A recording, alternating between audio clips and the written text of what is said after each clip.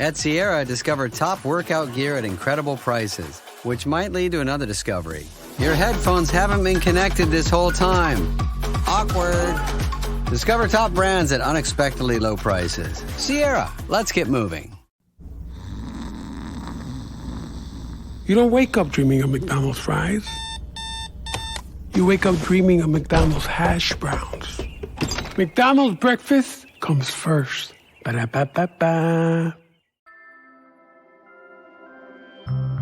Hello, hello. Welcome back to Peak Northwest, an outdoors and travel podcast by the Oregonian and Oregon Live, dedicated to the adventure and exploration of our beautiful Pacific Northwest. I'm Jamie Hale.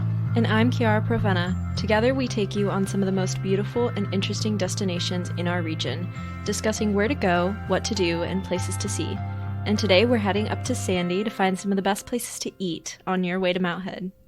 That's right, Chiara. Sandy is everybody's best stop on the way up Oregon's tallest mountain.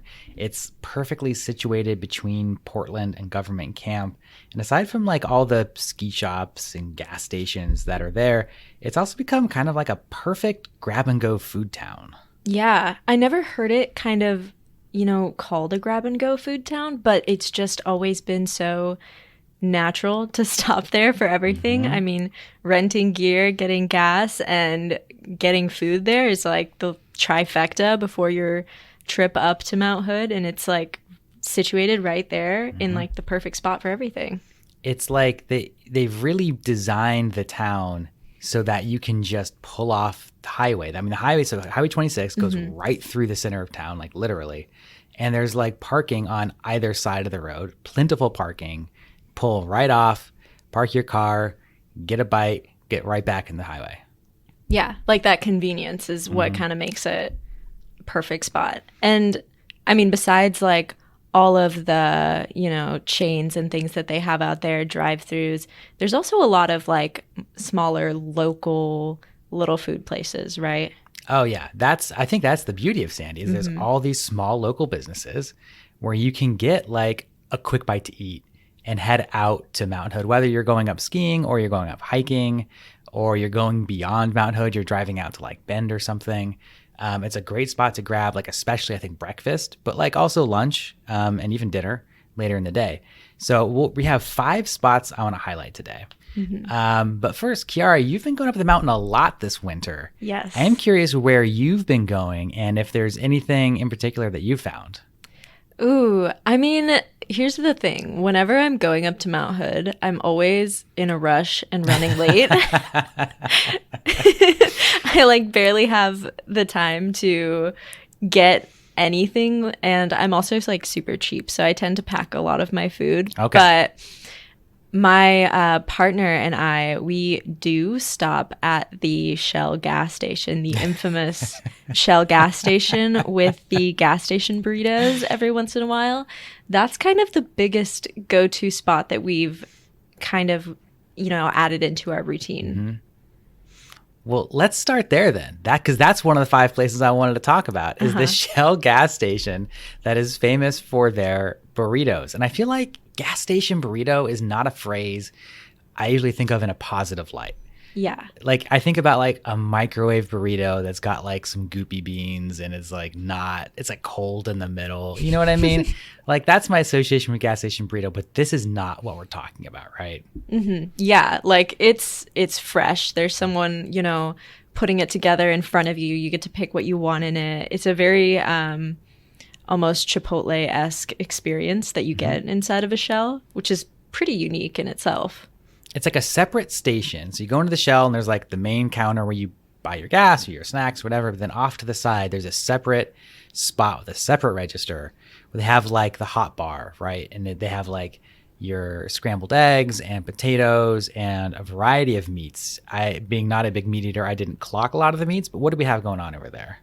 I mean, there's definitely bacon and like sausage and eggs that I've seen. I think that's the usual that we get in on, but I know they have a lot of options there. Some good salsa options as well. I was surprised. I tried this for the first time about a week ago, and I was surprised by how fast it was made. Yes. Yeah, that was actually a big point during my last trip up. We were running super duper late, but we needed to stop for gas. So we were like, okay, one of us gets the gas, one of us gets the burritos. The burritos were done before the gas. Yeah.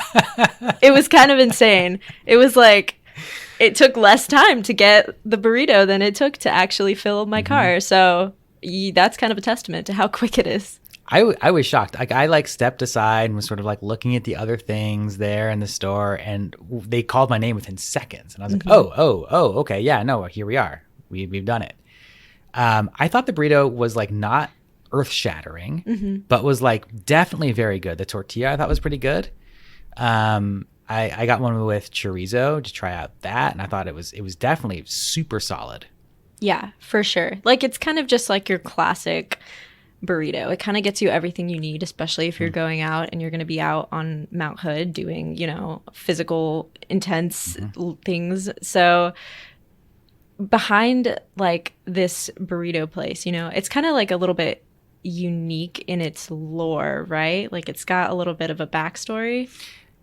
I'm not sure how deep the backstory goes. I do know that it's got kind of like a cult following at this point. And I do know at least part of that may be due to a video that I saw on Facebook about this place that was hosted by Guy Fieri's son, whose name I'm not placing up. It's Guy Fieri's son, who's narrating a video about like, you know how these videos are. It's like, you'll never believe this like little gas station in small town Oregon has incredible breakfast burritos. And to be fair, the video was sponsored by Shell. Right. So, like, but it was like a good look. It showed like the people behind the scenes making these, and like, it showed, they interviewed a lot of people in town who were like, oh yeah, no, like I go to this place. It gets lines, and some days, like, it definitely gets busy. This is like one of the go-to breakfast burrito places. And I do trust that. And I've talked to some folks like, yourself, who know about this Shell station. So it does kind of stand out in the culture as a really unique breakfast spot. And I don't remember, but is it only open for breakfast? I mean, the station itself is open 24/7. Right. I believe the burritos are like, I want to say it's like 7:30 to 2:30 or something like that. Okay, so you got to get in there and get it for your breakfast or lunch. Yeah, I think that's the idea. Yeah. So, I mean, obviously it's not the only breakfast burrito in town. Right. There are a lot of spots that do this, and we're not going to all talk about all breakfast burritos. I've had some friends be like, oh, you got to do like a ranking of Sandy breakfast burritos. And I am like, that is a literally insane task. I am not going to do that, but it's too much to ask of one person. Exactly. But if we're talking about like kind of famous places to go grab a bite to eat in Sandy, we do have to talk about Joe's Donut Shop. Right. Have you been to Joe's yet? So here's the thing. Joe's is where you can get like your parking pass for Mount Hood. Oh, they sell Mount Hood parking passes at Joe's? I'm pretty positive that this is the spot where you go in there and you have to buy your pass for if you're on the way to Mount Hood, you can get what you need to get there. Oh my gosh. So I've been there for reasons beyond the donuts, but I can't say that I remember the donuts in particular. So please enlighten me about what makes these donuts so special. They're great. They're incredible. I'm not like a donut connoisseur necessarily. I did participate in an Oregonian donut ranking once. That's a pretty good qualification there. And I will say, like, I haven't tried all the different donuts. They have so many different kinds. They got your fritters, your classic iced chocolate ones, but I'm like a maple bar guy. Right. Through and through. I'm from the Northwest. I love a maple bar. And I got one there recently.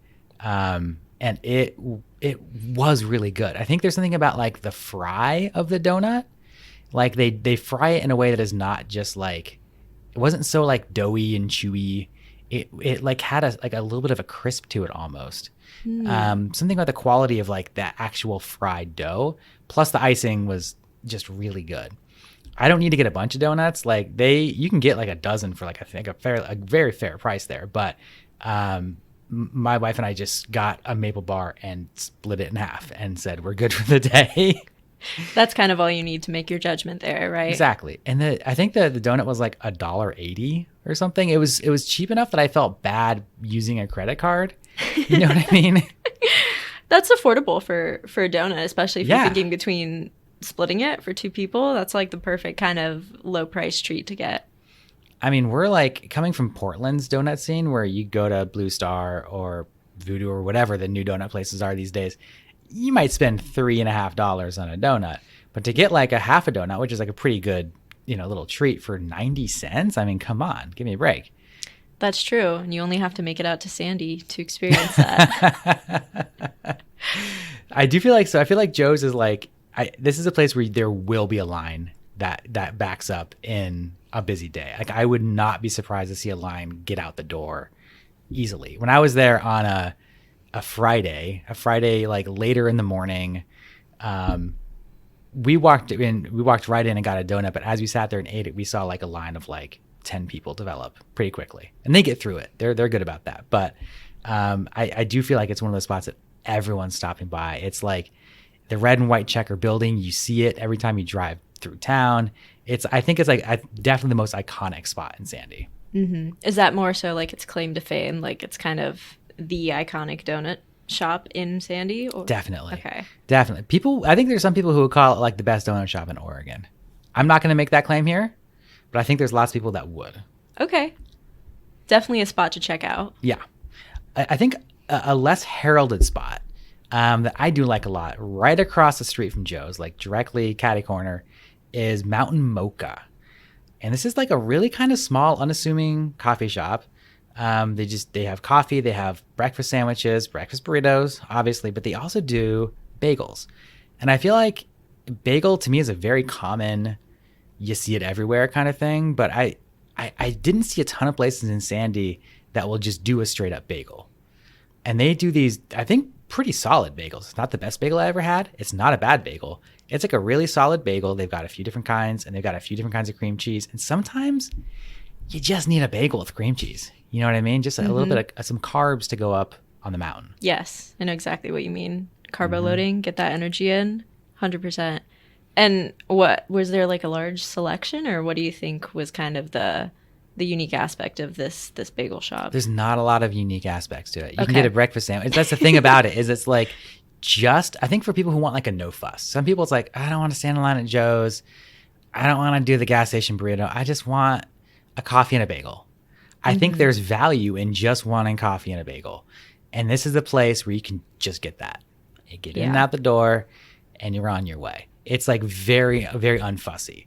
And when we're talking about like these trendy places, it's really easy to sort of like want to go to that. But I do want to like highlight these spots that just do the good work of getting people a quick little bite to eat. That's true. There are definitely the people out there that are not wanting to wait in a line, and it's beauty and simplicity. Definitely. Absolutely.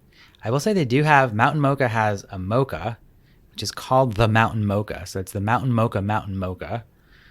Okay. And it is really good. Like, I'm not always in the mood for mocha. But I think the nice thing about this one is it's not like overly sweet. A lot of times a mocha is like just too much. But theirs is like really kind of chocolatey and nice. So, I mean, every now and then when I'm going through town, I'm like, boy, I really want a mocha. That's the spot I go. Like a mocha and a bagel is a certain kind of treat that just really hits sometimes. There's a balance there between, like the sweetness and then more of the savory. Yep. For sure. Definitely. Okay, the fourth spot we're gonna highlight here is one of my favorite spots in town. Actually, it's a place called Ant Farm Cafe. You know about Ant Farm? Never heard of it. Okay, wow, great. This is exciting. So Ant Farm is it's a nonprofit in Sandy, Ant Farm Youth Services, and they do a lot of different work around town, helping families and youth get housing or get community services with financial support. All these things, but they also have a cafe that is like sort of part of that mission. Like they host a lot of events. A lot of people have jobs there. And it's like a really good cafe. Like they have really good coffee. They have a bunch of really good pastries, and they do a lot of food options. So in the morning time, they've got like your, again, breakfast burrito or like, breakfast sandwiches to go. In the lunchtime, they'll do like, bowls and wraps and sandwiches. It's a place you can go get like a rice and vegetable bowl if that's what you need. So if you're like hearing breakfast burritos and the donuts and you're like, I need something fresh and nice, you can stop off and get like a veggie wrap or whatever. And that's a great spot to do it. But I've done the breakfast burrito, pastry, coffee game there before, and it's also excellent. But I think one of the things I like the most about Ant Farm is it has a huge like seating area. Bunch of tables, bunch of big tables, couches. It's very family friendly. They've got like toys and stuff. Like we've brought our baby in there a couple of times and she's just like hung out. It's great. And there's always people in there hanging out, doing work, talking, meeting. And if you like, it's not quite grab and go culture, but if you want someplace to sit down for a minute, maybe you're waiting for traffic to die down before you go back into Portland, this is such a good spot to do it. Yeah. So like a proper cafe, it's like open regular coffee hours, kind of not really tied to this nonprofit, right? Yeah, exactly. I mean, Okay. It's like it is an arm of this nonprofit in that like it is the same company. It's got this standalone business aspect of it. They're open like 7 to 3. So they've got kind of that breakfast lunch hour thing. And every time I've been in there, I've been in there a bunch of times. It's always, kind of perfect. There's always a lot of people in there and there's always some place to sit. And people are so friendly. Like we've started up conversations and the people who work there are really nice. I don't know. It's a good vibe in Ant Farm. Yeah. Kind of extends to all of Sandy. I feel like if we're talking about the good vibes, I feel like I always have such a great time talking to people, either, when you're renting your gear or when you're stopping to get food. It's always a good experience. Definitely. There's that kind of small town charm is part of it. Mm-hmm. But not every small town is, I'm not trying to throw any shade at small towns in particular, but like not every place has that kind of, intentionally welcoming vibe. For sure. And that's, I don't know. That's, like I said, everywhere I've been in Sandy, I've felt good and welcomed by people. Yeah. And so kind of moving into your last kind of recommendation. Yeah, is it's a food cart pod that is called Sandlandia World Cuisine. Okay. A bit of a mouthful, but I just think about it as Sandlandia, the food cart pod. There's a bunch of food carts. This is, again, right off the main drag. Everything we're talking about here is right off the main drag. And it's right when you get into town. There's a bunch of food carts there, and there's just like so many different kinds of cuisine. So, there's Japanese, there's Thai, there's Mexican, there's cheesesteaks. There's a breakfast cart that serves, you guessed it, breakfast burritos, among other things. I think they have like a waffle taco situation or something. I have heard of them. Yes. Yeah.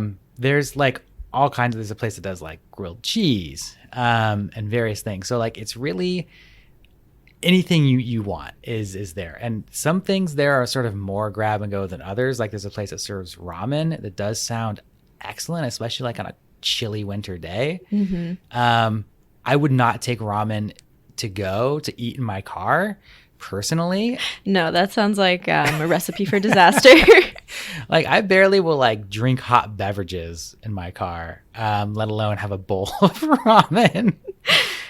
And so this place, you kind of got, options, any cuisine. Mm-hmm. What did you try? I tried the grilled cheese. It was like a grilled cheese and avocado sandwich because I was kind of looking for, I was in that sort of grab and go mindset. I thought it was good. It wasn't my favorite I've ever had. No shade on them. But I think if I was to go back, I'd really want to try the sushi. There's a cart there that does sushi, and I do feel like that is a good like to-go option that I kind of thought about after the fact. I was kind of in sandwich burrito mode, but then I was like, ooh, sushi you can really eat in the car unless you're driving, and that does sound good. I am always craving sushi. I think that's my favorite food group is sushi. Like the freshness of it. And after being out on a mountain too, and particularly if you ate a bunch of fried food, because that's just kind of classic for when you're up at Mount Hood, that sounds so divine to just have some sushi to kind of cap off that trip. Mm-hmm. Exactly. I do think there might even be 2 carts there that serve sushi. I know that All Blue is one that I walked by that had sushi and poke and again some ramen, a bunch of stuff. That was a spot that I really had my eye on for next time. So All Blue is definitely there. I mean, a lot of just so many carts that I would have tried or wanted to try if I hadn't just eaten at 4 other places that morning. This is like one of those trips where like people are like, oh, travel writing, it's so fun. And I'm like, oh, you just get to spend a morning eating stuff in Sandy. And I'm like, I just ate a bagel, a donut, a breakfast burrito, and a veggie wrap. And now I have to eat a sandwich. That's a lot for like 2.5 hours of my life. That is a tough ask. And like, let's see. So most of these places are kind of more breakfast to lunch oriented. Mm-hmm. So Sandlandia is kind of your place for a dinner stop, right? Yeah, I think so. Dinner, lunch, you know, you can definitely get what you need there. There are other places in town that are not like explicitly grab and go. They're sort of like more sit down spots. And I do want to highlight a couple of those here, at least while we're talking about food in Sandy. These are spots that I have not been to, but I am interested in trying out. The first one is Thai Home. It's a Thai restaurant. It looks very cute. It's like it's in a little home, and it's got good reviews from people on Google, and that makes me feel like it's promising. Thai is like such a classic comfort food too. Mm-hmm. That just sounds so good. Yeah. Oh yeah, get some noodles, get some rice, you know, get some good spices. That especially if like you're coming back down, you've had a whole day, and you need to just like fill up your stomach and go to sleep. Mm-hmm. Like that's like sounds like a great spot to do that. And like I feel like in that same vein or a similar vein, there's this place called Brady's Burgers and Brats, which is like again mostly vegetarian, not like my first choice, but again does have a bunch of good reviews from people and does look good. And I did misspeak. It's Brady's Brats and Burgers. Okay. Don't want to get it twisted. Gotta keep that straight. Yeah.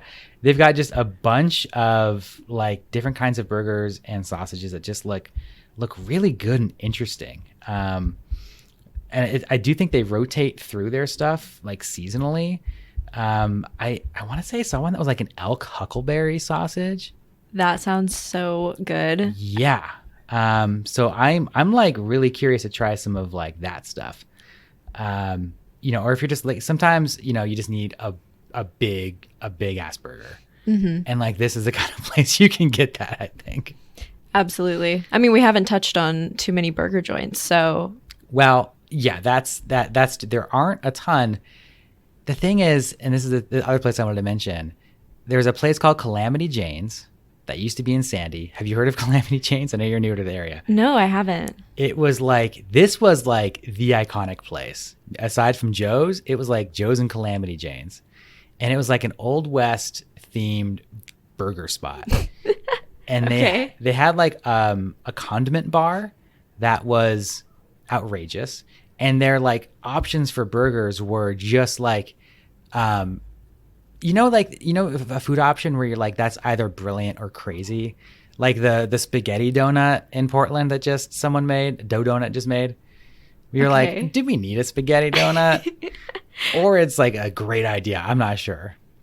That's kind of their ish. They had like, I remember Calamity Jane's did like a peanut butter and jelly burger. We were like, that's either so good or so bad. And I don't know which it is. So did you get to try anything there? Yeah, I went, I did like a feature on Sandy so many years ago now. And I stopped by Calamity Jane's and got just like, it was again one of these days where I ate so much food and this was the last stop of the day. So I ate like, a half of a burger and it was too much at that point. But like, it was just like, I remember being big and messy and delicious. And just going and being like, oh, cool. Which of like the 7 different mustards am I going to put on this? Or which of the other kinds of condiments? Like there's just like excessive and delicious and outrageous. And they did close a few years ago. They used to be able to see the sign up on the side of the road still. I think that's down now. So RIP to Calamity Jane's. That was a real one. So the Brady's Brats and Burgers are kind of like filling that hole for you? I think so. I think they're sort of the new like, big burger spot. They're sort of like the 21st century version of Calamity Jane's, if you will. They're trying different kinds of ingredients. It's like crazy in the way that like, yeah, elk and huckleberry is uncommon, but like it sounds good. And Right. Calamity Jane's is more like the peanut butter and jelly burger. You know, like those two are like akin in a certain way, but they're just, it's like sort of the modern version of that. Well, it was called Calamity, so kind of fits the bill there. Oh, you're right. You're right about that. Okay, so Kara, we've talked about a bunch of spots here. Of the spots we've highlighted, are there any that you haven't tried where you're like, next time I drive through Sandy, I got to make some time for X, Y, and Z? You know, I really do want to stop by that Sandlandia food cart area because I'm actually going back up to Mount Hood on Thursday again, exactly a week from last Thursday, because I am, can't get enough. So I think Sandlandia is gonna be my go-to spot. I've tried the shell burrito, and I am not a huge, donut person before I go snowboarding. So I think I'll save that for the end. But there's another cart that I think you mentioned to me. It's right next to the Next Adventure, across from the Shell, and they're another breakfast food cart, Breakfast in the Hood. Yes. That's another place that I have on my list to try out. They have like these waffle sandwiches that look really good. Yeah. Like I think instead of bread, it's like 2 waffles holding together your breakfast, ensemble kind of thing. Is it genius or is it insane? I don't know. That seems to be the theme here. But that to me sounds genius. I'm on that side of the fence, and I think I really want to stop there for breakfast this time, and then, maybe check out the food carts on the way back for a nice wind down. Yeah, I think that's a good idea. Are you going to give yourself enough time? Leave a little bit early so you don't feel rushed. I will try. It's a lot to ask of me. But hopefully I won't be in such a rush. Last week I was going to a clinic. I was actually going to one of the She Shreds clinics. Oh, right. So listeners might remember that. I ended up going to that one last week. It was amazing. Incredible. So I'm going back up this time with a friend. So I think we'll have a little more leeway of time to stop and, actually get to experience a little more of the Sandy food scene. I can't wait to hear back about these waffle tacos or whatever you find there. I will report back. Oh my gosh, amazing. Well, folks, that will do it for us for today. Until next time, you can watch our videos on the Oregonians YouTube channel and view all of our travel and outdoors coverage on OregonLive.com/travel, as well as HereIsOregon.com. Please leave us a rating or review if you enjoy the show, and if you want to support this podcast as well as our local journalism, please consider a subscription to Oregon Live. You can find details at OregonLive.com/podsupport. Also, if you're a fan of the show and you're interested in potentially sponsoring it, you can get in touch with our marketing people at advertise@oregonian.com. This episode of the show was produced by me alongside Jamie Hale and Vicky Connor. Stay safe and happy travels, everyone. Until next time, we leave you with this 10 seconds of Zen.